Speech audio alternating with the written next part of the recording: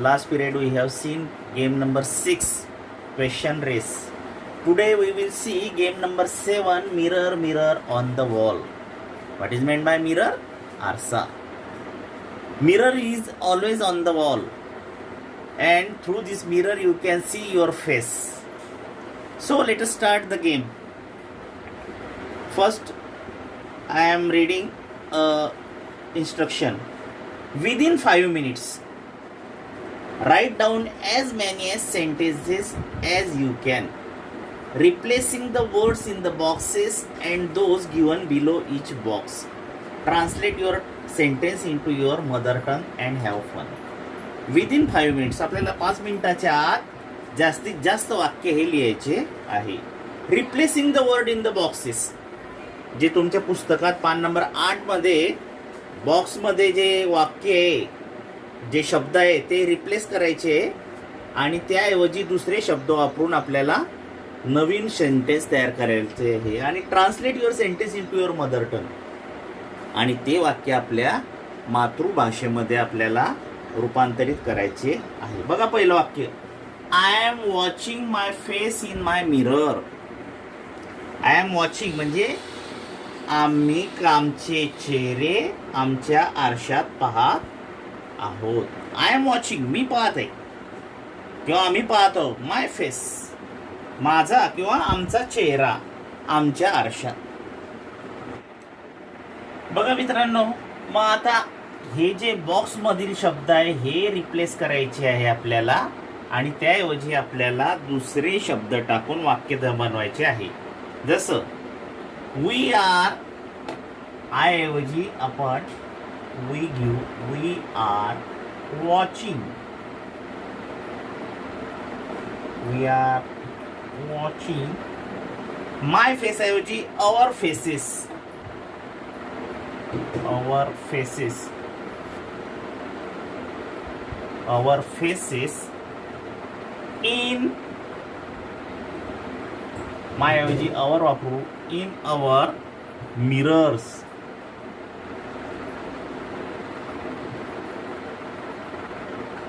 बघा आता याचं मराठी ट्रान्सलेशन काय होईल. वी आर, वी आर म्हणजे आम्ही. वॉचिंग पाहत आहोत आम्ही. We are watching our faces in our mirrors. आम्ही आमचे चेहरे आमच्या आरशांमध्ये पाहत आहोत. बघा मग याच्यानंतर आपण बघा आता दुसरं वाक्य, you are watching your face oblique faces in your mirror oblique mirrors. कारण यू जे आहे हे सर्वनाम एक वचनीसाठी सुद्धा वापरतात आणि अनेक वचनी याच्यासाठी सुद्धा वापरतात. तर बघा एक वचनी रूप असताना त्याचं ट्रान्सलेशन कसं होईल. तू तुझा चेहरा तुझ्या आरशात पाहत आहेस. आणि अनेक वचनीच्या वेळेस तुम्ही तुमचा चेहरा तुमच्या आरशात पाहत आहात. आता तिसरं वाक्य बघा, he is watching his face in his mirror.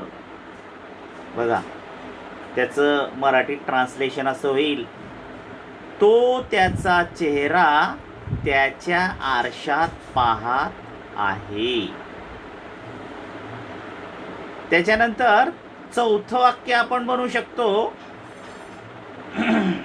चौथं वाक्य पहा, she is watching her face in her mirror. ती तिचा चेहरा तिच्या आरशात पाहत आहे. त्याच्यानंतर पाचवं वाक्य आहे हे पहा, it is watching its face in its mirror. ती त्याचा चेहरा त्याच्या आरशात पाहत आहे. सहावं वाक्य बघा, they are watching their face in their mirrors. They हे अनेक वचनी रूप असल्यामुळे त्याचं मराठीत रूपांतर असं होईल, ते किंवा त्या किंवा ती त्यांचे चेहरे त्यांच्या आरशात पाहत आहे. अशा प्रकारे मित्रांनो याचं मराठीत ट्रान्सलेशन आपण केलेलं आहे. अशा पद्धतीनं हा गेम तुम्ही खेळायचा आहे. यामध्ये जो लवकरात लवकर वाक्य तयार करेल व त्याचे मराठीत रूपांतर करेल तो विनर असेल. आता आपण पान नंबर 9 वरती पुढचा टॉपिक पाहणार आहोत, द पार्ट्स ऑफ स्पीच. आपण गेम नंबर 7 बघितला. आता आपण पान नंबर 9 काढा. पुढील कविता पाहणार आहोत, the parts of speech. The parts of speech म्हणजे काय? शब्दांच्या जाती. शब्दांच्या जाती तुम्ही मराठीमध्ये शिकला आहात. आज आपण या कवितेच्या माध्यमातून इंग्रजीतील शब्दांच्या जाती पाहणार आहोत. तर कोणकोणते? Noun, pronoun, adjective, verb, adverb, preposition, conjunction, interjection ह्या शब्दांच्या जाती आहेत. तर नाउन म्हणजे काय? नाउन म्हणजे नाम, प्रोनाउन म्हणजे सर्वनाम, ॲडजेक्टिव्ह विशेषण, वर्ब म्हणजे क्रियापद, ॲडव्हर्ब म्हणजे क्रियाविशेषण, प्रेपोजिशन म्हणजे शब्दयोगी अव्यय, कंजंक्शन म्हणजे उभयान्वयी अव्यय आणि इंटरजेक्शन म्हणजे केवळ प्रयोगी अव्यय. हे या कवितेमध्ये अतिशय उत्तम उदाहरण देऊन कवींनी फार उत्तमरित्या ही कविता लिहिलेली आहे. आपण ही कविता शिकण्याऐवजी कशा प्रकारे गुणगुणायची ते ऐकूया प्रथम.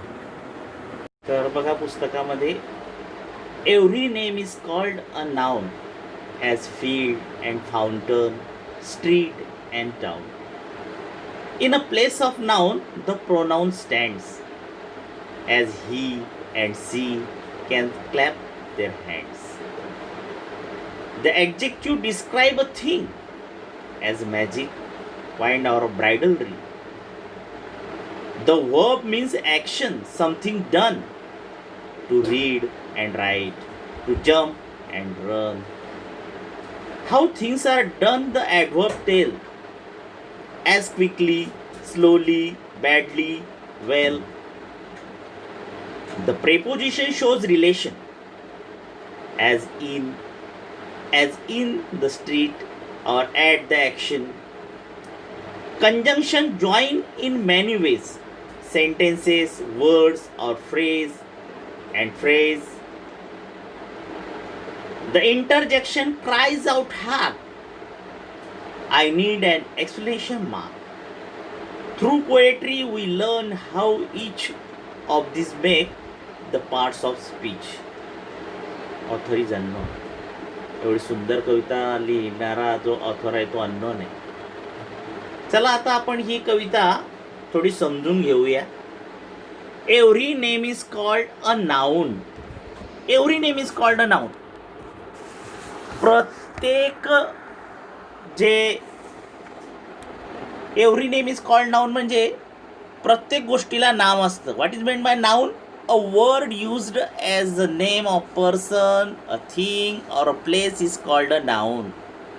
जो शब्द एखादी व्यक्ती, वस्तू किंवा स्थळ या गोष्टींचा निर्देश करण्यासाठी, तर बघा, जो शब्द एखादी व्यक्ती, वस्तू किंवा स्थळ या गोष्टींचे निर्देश करण्यासाठी योजला जातो त्याला नाम असे म्हणतात. जसं कवितेमध्ये as field and fountain, street and town म्हणजे कोणत्याही शहराचं असो नाव असो, रस्त्याचं नाव असतो, व्यक्तीचं नाव असो, क्षेत्राचं नाव असो, कोणत्याही नावाला नाउन असे म्हणतात. त्यानंतर बघा, in a place of noun the pronoun stand, as he and she can clap their hand. बघा, सर्वनाम, a word used instead of noun is called pronoun. एखाद्या नामाची पुनरुक्ती टाळण्यासाठी जो शब्द त्या नामाऐवजी योजला जातो त्या शब्दाला सर्वनाम असे म्हणतात. उदाहरण जर घ्यायचं आहे तर एक सांगतो तुम्हाला, स्मिता आजारी आहे म्हणून स्मिता गैरहजर आहे. आता या वाक्यात स्मिता या नामाची पुनरुक्ती दुसऱ्या शब्दाने टाळता येते. जसे Smita is ill so she is absent. म्हणजे या ठिकाणी स्मिता या शब्दाच्या ऐवजी सी हा योजलेला शब्द सर्वनाम, प्रोनाउन दर्शवतो. साधारणपणे I, we, you, he, she, it आणि दे हे शब्द सर्वनामे दर्शवण्यासाठी योजतात. त्याचप्रमाणे राम, विष्णू, गोविंदा हे परम मित्र आहेत. राम, विष्णू, गोविंदा खूप अभ्यास करतात. तर हे जे नाव आहे हे नाम आहे आणि या नामांची पुनरुक्ती टाळण्यासाठी तुम्ही या शब्दांचा वापर करू शकता. ही झाली सर्वनाम. आता तिसरं बघा, the adjective describe a thing as magic, wine or bridal ring. Adjective म्हणजे काय? विशेषण. विशेषण म्हणजे काय? The word which tells us something more about a noun is called an adjective.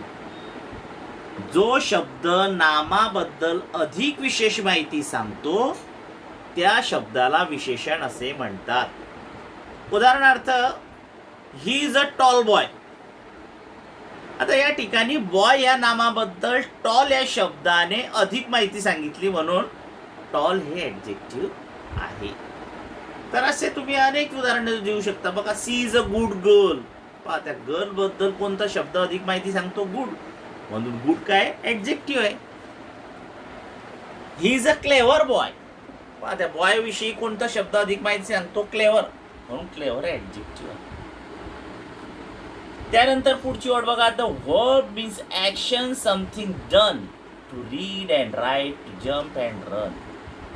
आता वर्ब म्हणजे काय? क्रिया किंवा कृती दर्शवणारे पद किंवा शब्द म्हणजे क्रियापद. जो शब्द एखादी क्रिया किंवा कृती दर्शवतो त्या शब्दाला क्रियापद असे म्हणतात.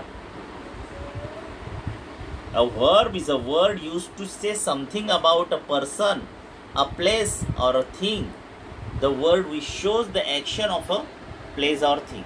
For example, जर घ्यायचं झालं तर he gets up early in the morning and studies. तर अशा प्रकारे वर्ब जे आहे हे कृती दर्शवतात, क्रिया दर्शवतात. त्यानंतर पुढचं बघा, how things are done. The adverb tells as quickly, slowly, badly, well.